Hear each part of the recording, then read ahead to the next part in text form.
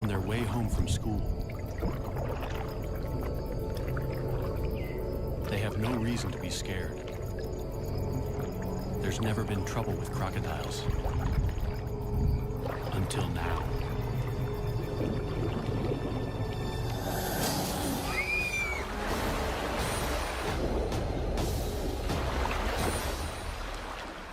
Only one girl survives. Hindi mabuti. Nung unang araw, We used to see them, but they didn't attack anybody. Hindi kanya. Attacking people, that's recent. Ngayon lang yung nangyari na mayroong inatake. Something has changed in the Agusan Marsh. A crocodile has gone rogue. And those who've lived to tell the tale say it's an absolute giant. A 6-meter monster, unlike anything ever seen in the swamp before. And they want it caught.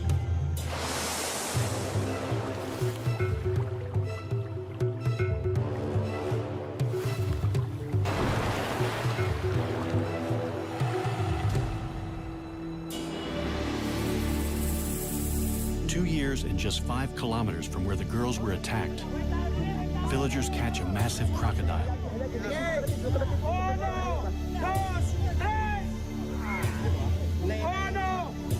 They hope it's the killer.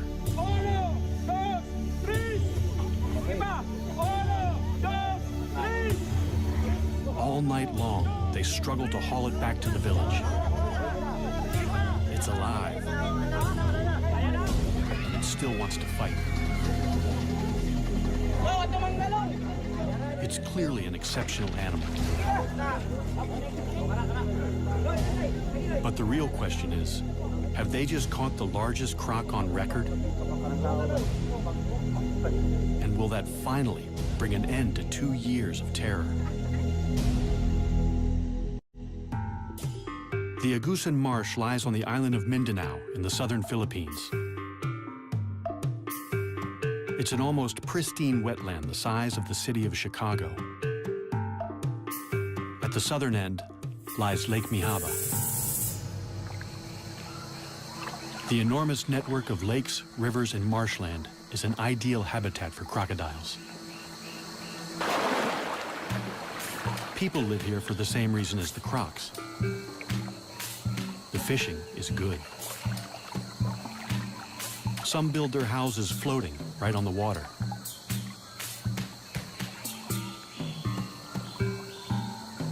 Others live in stilt houses dotted around the marsh. In the rainy season, the water level can rise by 4 meters. It seems idyllic, but something strange has happened. For 2 years, this water has brought misery and terror. A massive crocodile stalked the villagers. It ripped their precious water buffalo to shreds before their eyes. Attacked one fisherman and his son.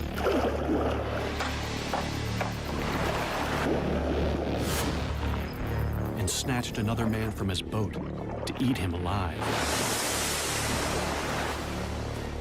But it all started with the attack on the schoolgirls on Lake Mihaba, in the heart of the marsh.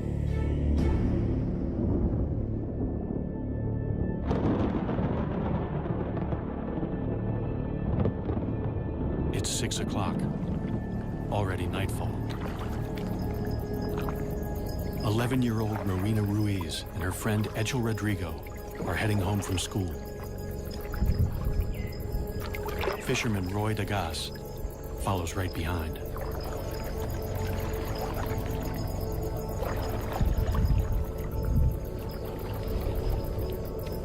None of them knows that they're being watched by a crocodile about to start a killing spree.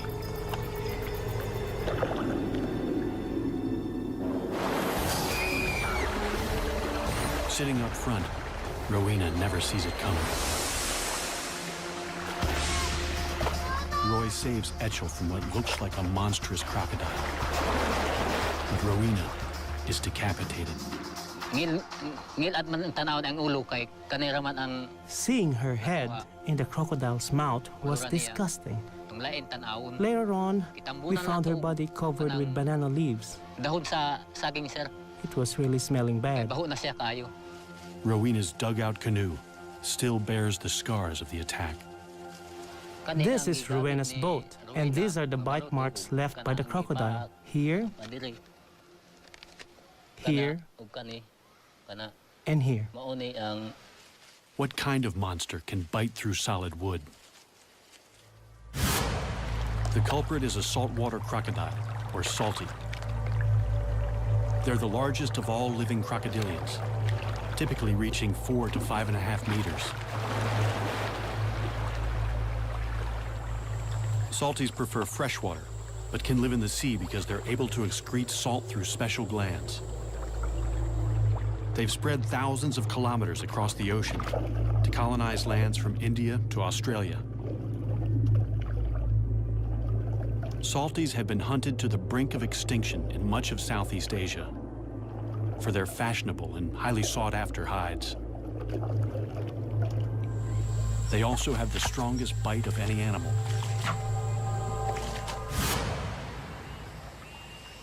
The Agusan Marsh is one of the last strongholds of salties in the Philippines. Since 1994, the crocodiles here are fully protected.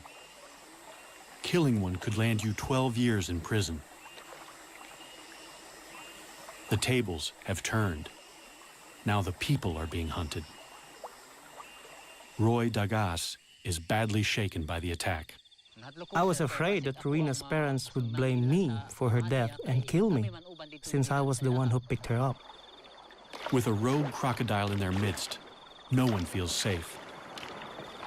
But they have nowhere else to go. 70% of the people here make their living by fishing.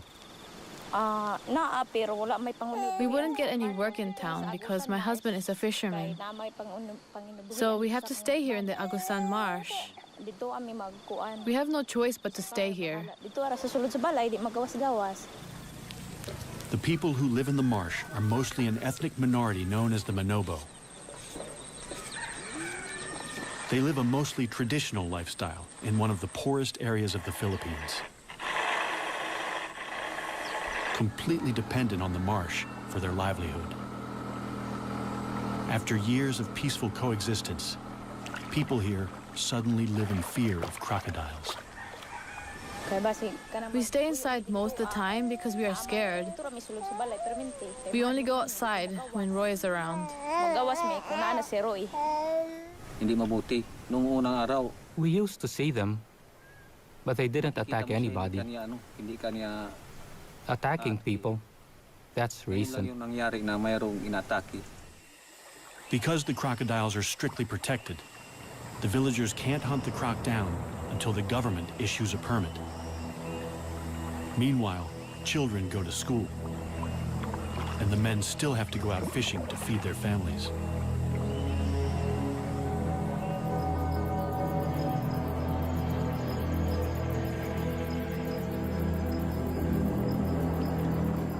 Roy's brother, Rinaldo Dagas, is fishing with his son at their favorite spot in the marsh, right in the beast's lair.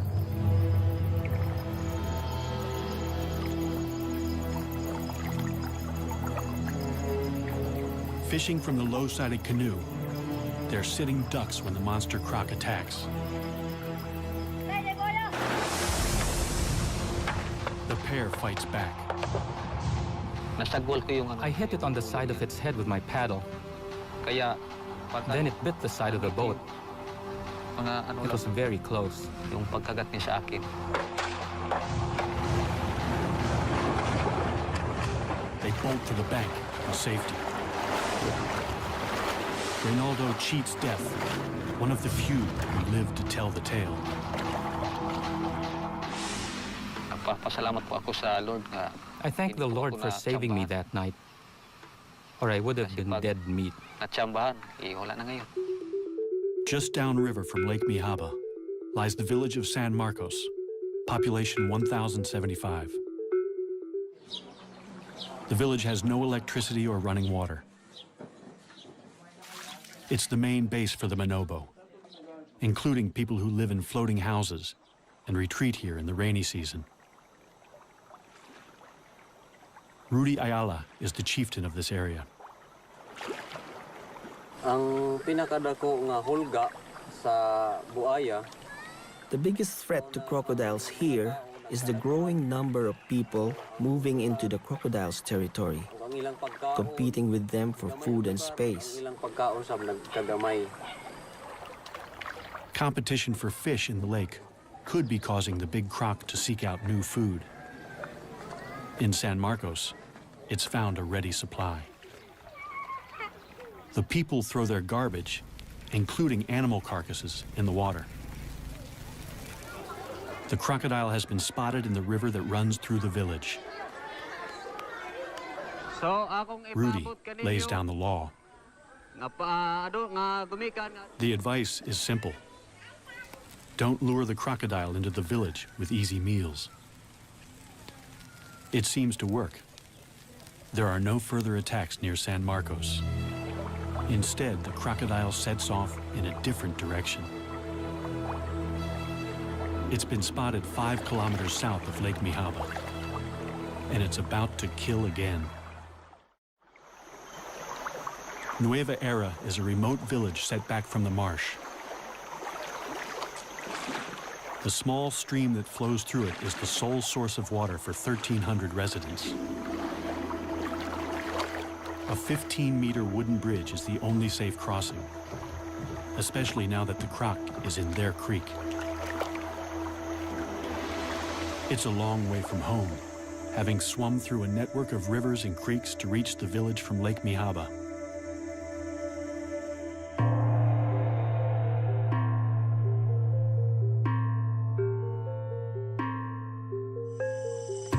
Local farmer Daniel Oxtero has already worked a full day on the land. After dinner, he has to go out fishing, working a double shift to feed a wife and 7 children. He doesn't go far. Fishing near the bridge, he's within earshot of his younger sister. Daisy's house overlooks the creek. Kahit gabi na po ay nagmisda pa rin ang Even though it was dangerous to be on the creek at night, Daniel had to go fishing so he could buy rice the next day and feed his family. Without knowing it, Daisy hears her brother's final moments. Nang gabi iyon, The night that Daniel disappeared at about 9 p.m., PM ng gabi. it was dead quiet in the village. I felt like I was the only one awake. Then the dog started to bark angrily. Mga tahol ng aso, parang galit na galit ang mga aso. And then I heard splashes in the water. Very loud splashes. Malapit sa ilog namin na napakalakas na palo.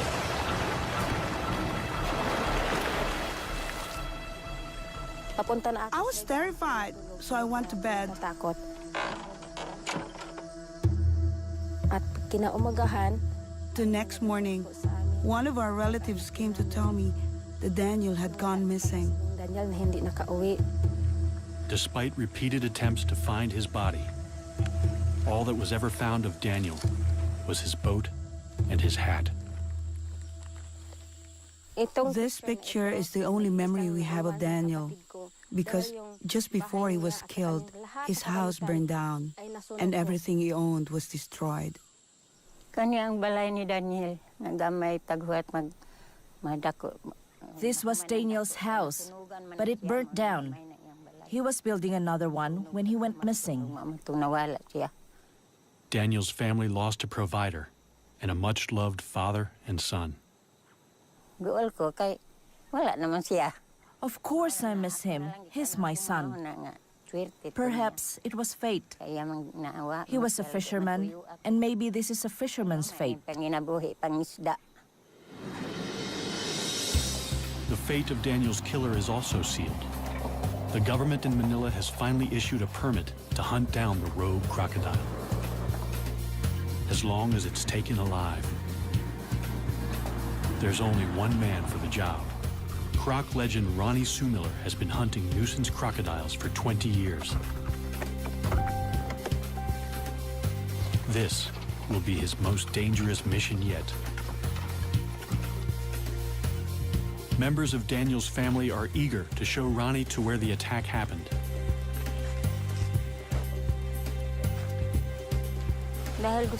I really want them to catch that crocodile because I want to see if it ate my brother. I am scared of the big crocodile. Para sa mga buhaya, We're especially afraid for the children. There are lots of children here. bata. The children don't swim here anymore, but they're in great danger anytime they come close to the creek. The water's edge is a favorite hunting ground for crocodiles. They're ambush predators. It's a strategy honed over millions of years. By lowering their heart rate to 2 beats per minute, they can stay submerged for an hour without breathing, waiting for prey to stray into the strike zone. The attack is sudden and fast. Death can be slow. Crocodile teeth are not for chewing. They're for holding the prey, while the croc uses brute strength to rip it to pieces. They spin to tear off chunks from large prey, the infamous death roll. Smaller prey is shaken to pieces. Ronnie's plan is to use the croc's own preferred hunting strategy to capture it.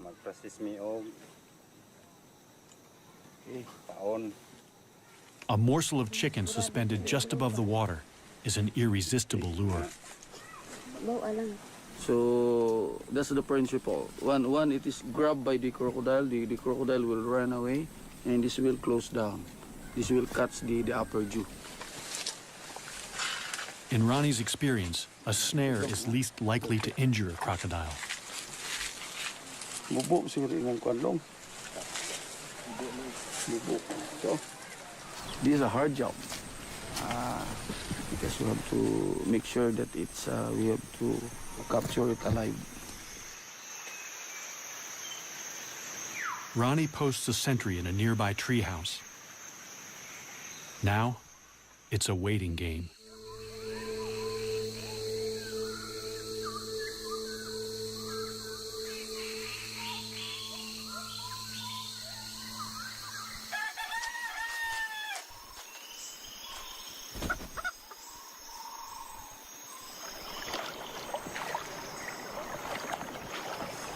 In the morning, the bait is gone and the trap is torn. A crocodile has done the impossible, snapped the steel cable, and escaped. The cable snapped. I think we're dealing with a much bigger crocodile than we expected. Ronnie sets more traps.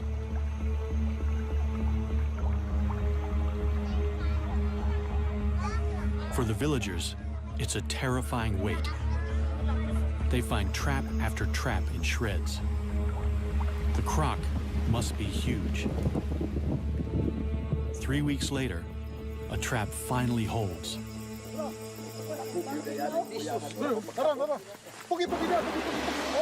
This time, they've got it.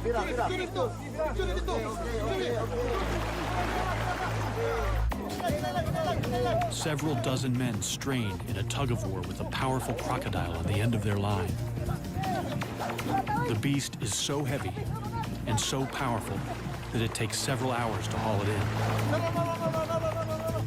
It's clearly no ordinary crocodile. But it's only when they finally land it that they realize exactly what they're up against. It's immense.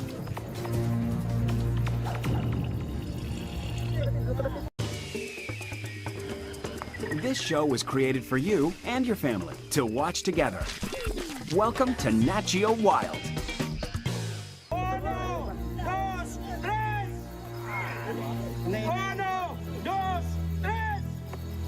60 people work all night to drag the beast 1.5 kilometers back to the village.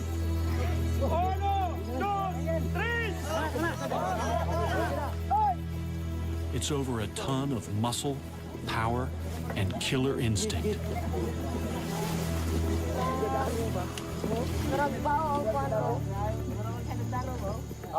As word spreads that they've caught the killer, more and more jubilant onlookers flock to the creek.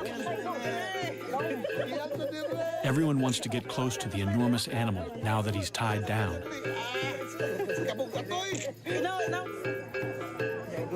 There's plenty of fight left in the croc.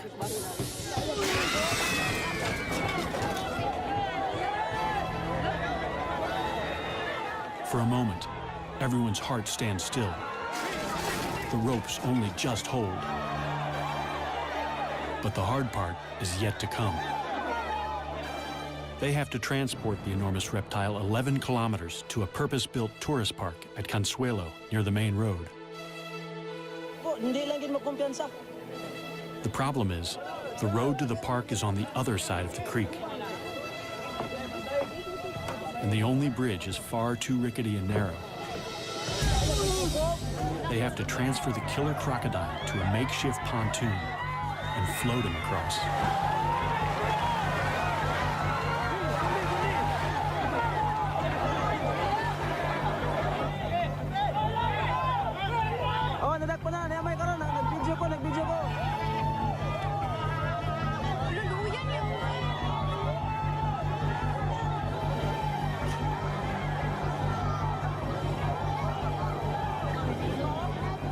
Finally, after they struggle for 24 hours, victory.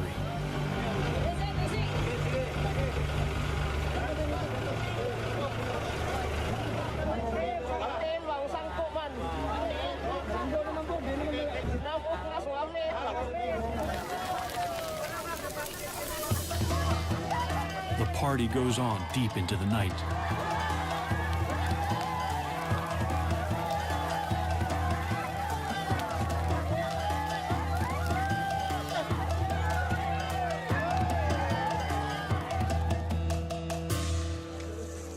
Morning finds the monster the star attraction at the Echo Park.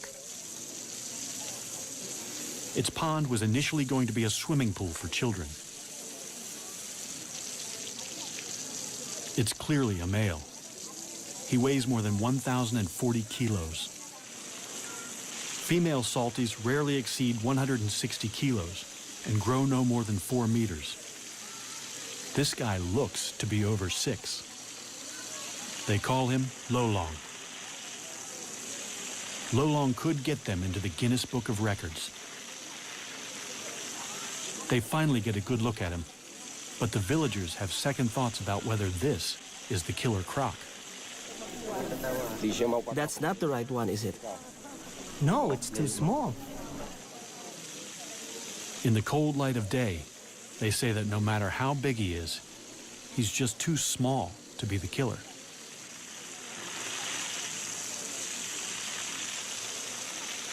Roy Dagas, who was with Rowena when she died, is certain that this is not the croc he saw that night. It's too late to prove Lolong killed Rowena 2 years ago. But Daniel Oxtero has only been missing a few months.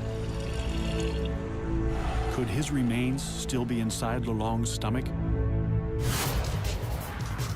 Crocodiles swallow large chunks of prey, bones and all, without chewing. They have the strongest stomach acid of any animal. Flesh will be dissolved in days, bones in a matter of weeks. But they can't digest anything made of keratin. So horns or human hair and fingernails can remain inside the croc for months. It's a long shot, but the people are desperate for answers. They can't slice him open. The next best thing is to pump his stomach. As soon as news of the capture breaks, Ronnie rushes back to the village to look for proof. He inserts a length of plastic tube down the croc's gullet. Then he pours bucket after bucket of water into him until the croc vomits violently.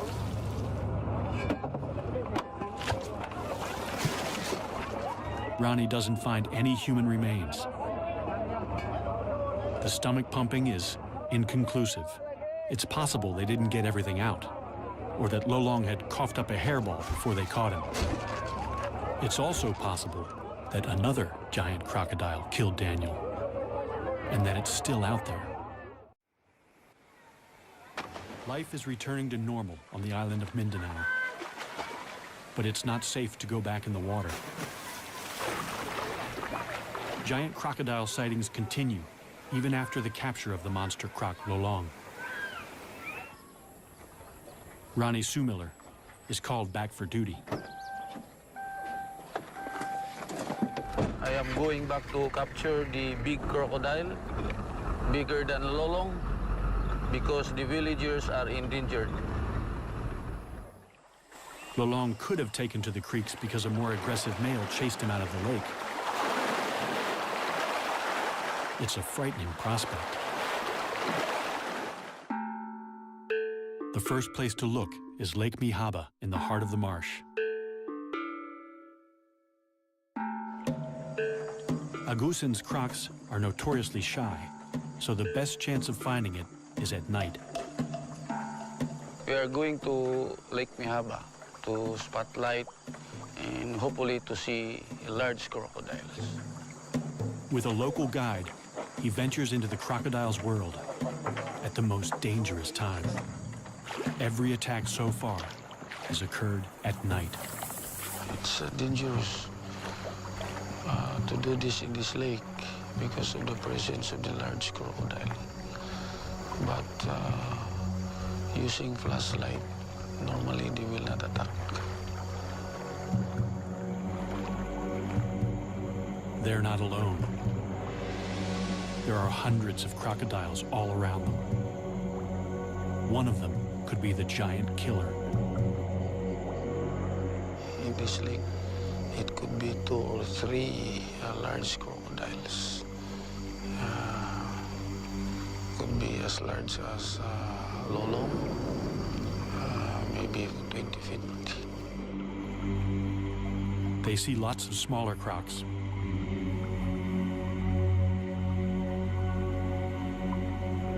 Ronnie spots a likely suspect. Or it could just be the light playing tricks. This is the area where Rowena was attacked by the crocodile. So the boat was capsized. They don't want to be the next victims, so Ronnie calls it a night.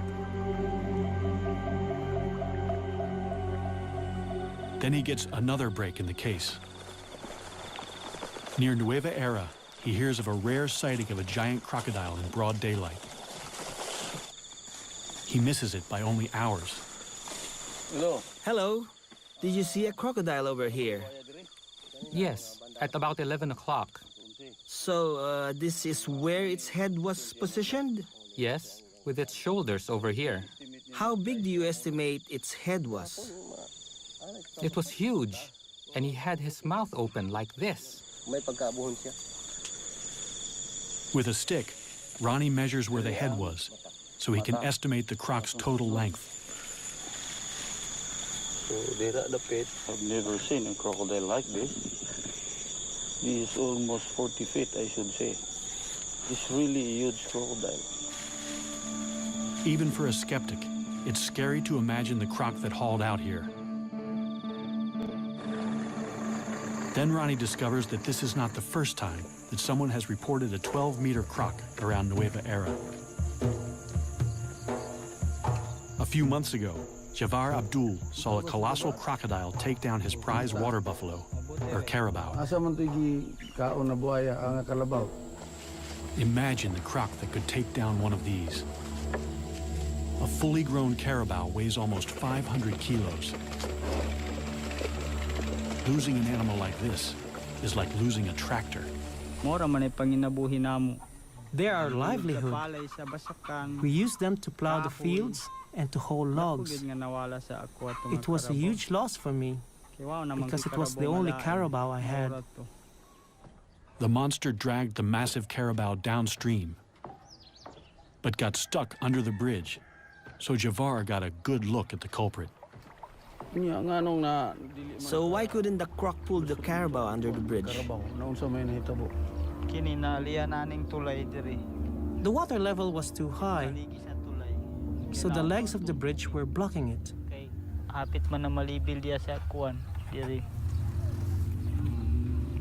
And how many crocodiles were there? 2. 2? Were they different sizes? Yes, a big one and a smaller one. Then he drops a bombshell. The smaller one was Lolong. How big do you estimate the big one was? I estimate more or less from that point over there to the far side of the bridge. Okay, let's measure that. Instead of one giant croc chasing another out of Lake Mihaba, it seems 2 giant crocs were feeding together. And the second one was even bigger than Lolong. Wow! 12 meters ang taas. Oh, dako gyud nga buhaya kay 12 meters man. Ronnie now has 2 sightings of a croc even larger than Lolong, the one they captured. And no incriminating material in Lolong's stomach. So another croc could be responsible. Good news. An expert is on his way to measure Lolong and see if he's a contender for the world's largest croc. Dr. Adam Britton is the go-to guy for crocodiles for the Guinness Book of World Records. He certified the current record holder only a few months ago. At 5.5 meters, Australia's Cassius Clay is the world's largest captive crocodile. Lolong could be bigger. Nothing can prepare Adam for what he's about to see. Here we go, Adam. Let's So see this Lolong. is Lolong. Yep. Oh my God. Oh, he's absolutely huge.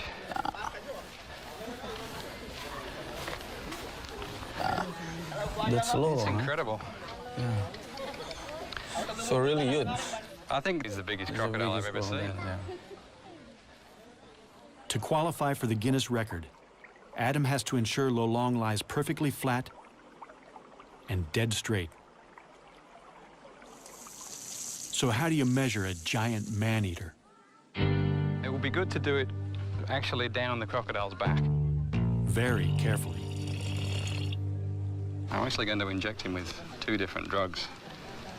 One is a muscle relaxant, and the other one is Valium. So he'll actually, hopefully, be quite happy while we're measuring him. While he's under, Lolong is in danger of overheating, so he must be constantly hosed down. Adam has never sedated a crocodile this big before, and he's not sure how long it will take. But it's a large crocodile, and it's going to take a long time. Relative to how long it normally takes, it's going to take a long time for this drug to actually take effect. First, he has to get the needle into the monster croc. Adam gets dangerously close to the largest salty he's ever seen. So yeah, Ronnie, if you can keep a close eye on him, you see he's got his left legs backwards, so he's still quite relaxed. But look for any signs like he starts to lift himself up or starts to move his head. This is now in a relaxed position. That's he's in a relaxed position right now. Yes, I can get out of the way quite easily, and I'm going to go that way if anything happens. Adam has nerves of steel, but Lolong reminds him who's the boss. He felt that.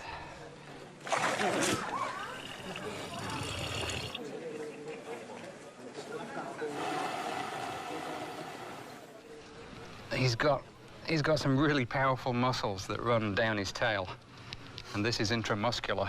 So I'm just gonna go between the scales here. You see this skin is so soft, it'll just go straight in. If I were to try and get it through there, it's actually quite tough. Okay.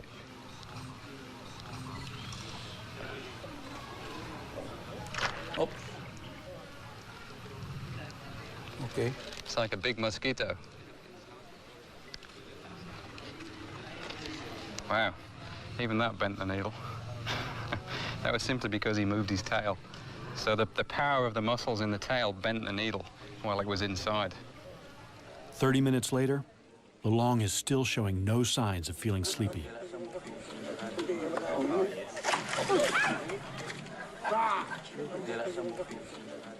It's actually good. Every time he swings like this, then his blood is pumping. And the sedative that we put in will take effect more quickly. Okay. The sedatives are still showing very little effect. But Adam has drugged Lolong as much as he dares. Too much could kill him. They're going to have to shut those massive jaws by force. We have to remember that this crocodile is huge, is enormously heavy, very powerful. Adam can't do it alone. He's going to need some help. We're going to use 6 people for this procedure. He's going to have, by the time we've finished here, he's going to have 2 ropes on his jaws. So one person on either side of his head is going to hold those ropes nice and tight. Then I'm going to jump on the back of his neck and push his head down. This is after I put a towel on his eyes. I'm going to get one person then behind me to help me keep weight on his chest, and then 2 more people on his back legs. And we're going to lift his legs up off the ground so that he doesn't have any leverage with those legs. And he's still going to be stronger than us, really. I mean, he's huge, incredibly powerful, strong crocodile. But it's amazing, when you get on the back of the head, particularly, and you cover the eyes and you put pressure down there, they often give up. They'll just sit there and say, okay, do what you need to do. Fingers crossed, anyway. Ronnie rounds up 5 volunteers. They have to get in the pen with the giant crocodile and sit right on his back. Okay, let's go and test him first and see if that drug is taking any more effect.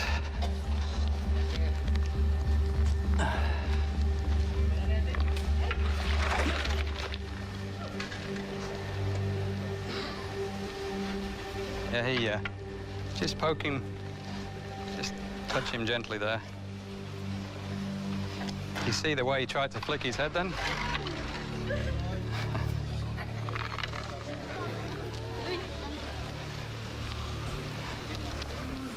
He's definitely lost some of his strength. They place towels over Lolong's eyes to help keep him calm. Okay.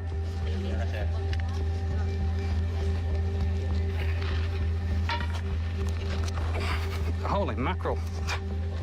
Okay, quick, grab his legs. Now we need someone.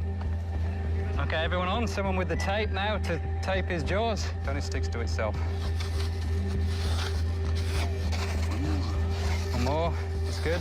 Okay, break him off. Scientists know very little about giant crocodiles. Also, I'll take one off. This is the first time anyone's been able to measure a living croc over 6 meters. Okay, is everyone good? Yep. Okay, good job. I mean, I'm so used to doing this, but everything's scaled up. It's amazing. It's like measuring a dinosaur. It's just, it's amazing. I'm not used to this. 84. 84, what was the name? 84, that's the interorbital. Okay. Adam takes this rare chance to make detailed measurements. 255, it's actually 496. What do you say? You 450? Finally, yeah, okay, 450, the one exactly. everyone's waiting for. Now for the moment of truth. Dr. Adam Britton is going to measure snout to tip along the curve of Lolong's body. Yeah, that's good, yep. All right, just make sure this goes straight down the middle again. This is the one that has to be.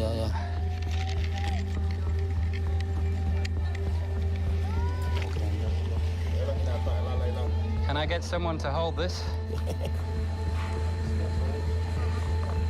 6170. 6170. Which is the largest saltwater crocodile in the world. 6170. In fact, that's the largest crocodile in the world, full stop. 6170. Lolong is 6.17 meters long, the largest known living crocodile, by more than a half a meter. Time for a photo opportunity as Adam declares a new Guinness World Record. The official size of Lolong is 6.17 meters.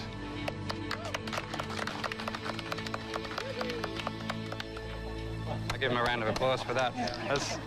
That's very impressive. How did Lolong get so big? Adam thinks he was born to it, and that he could have big brothers with the same giant crocodile DNA.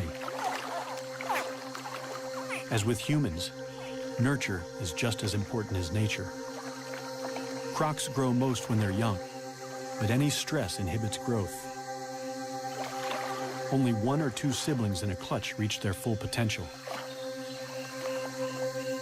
In his formative years, Lolong must have had plenty of food and few competitors. There were also far fewer people in the marsh to stress him out with their outboards and dynamite.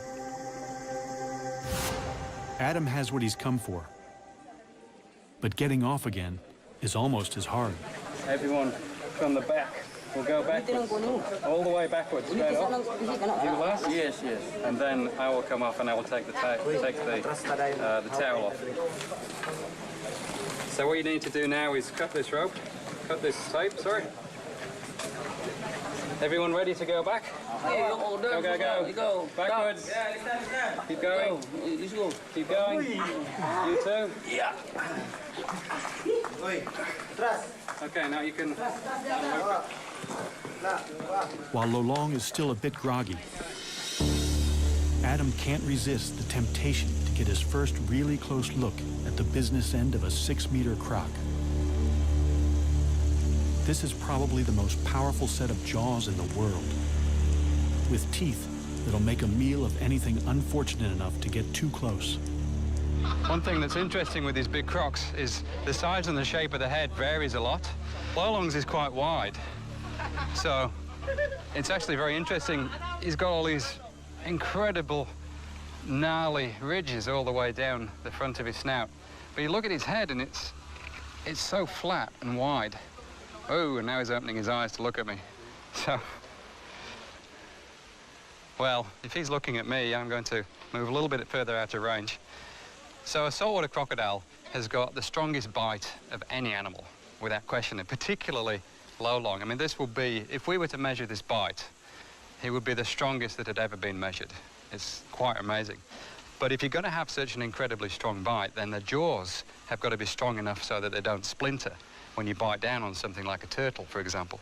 And the whole shape of the crocodile's head is really designed to give it that strength so that it's reinforced. So if he bit down on something, then it's not going to escape. Which reminds me, I better step back before I actually test this myself. Lolong is now officially the world's largest crocodile. His newfound fame is a massive boon to the community's tiny economy. In just the first few months, he brings in over $11,000 from tourists. There's a thriving cottage industry of Lolong-related goods. Their once mortal enemy has become a source of pride. However, there is still no proof that Lolong killed anyone. The attacks probably started because more and more people are moving into the crocodile's territory. And crocs are smart. Once they're onto an easy meal ticket, they'll keep coming back. There have been no more deaths